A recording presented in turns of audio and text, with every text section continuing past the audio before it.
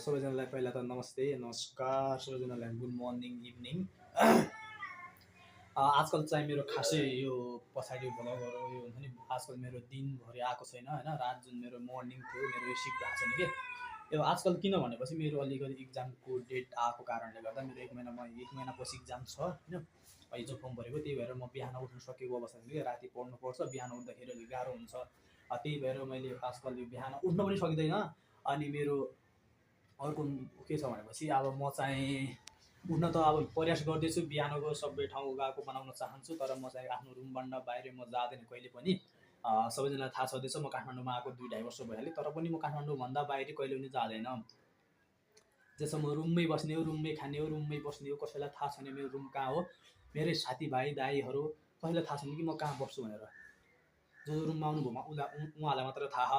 त्यसपछि अरू कसैलाई पनि थाहा छैन मेरो रुम कहाँ हो कस्तो छ भनेर। खासै त्यस्तो पनि छैन, मेरो रुम नजिकै हो। म चाहिँ काठमाडौँ गौशाला र पशुपतिको बिच पचाइबिलको बिचमा सेन्टरमा, म कालो पुलभन्दा अलि माथि सिपलको बिचमा चाहिँ बस्छु। त्यति खासै लिनु पर्दैन आपत्ति। त्यही भएर आजकल मेरो खासै त्यति ब्लगहरू आएको छैन।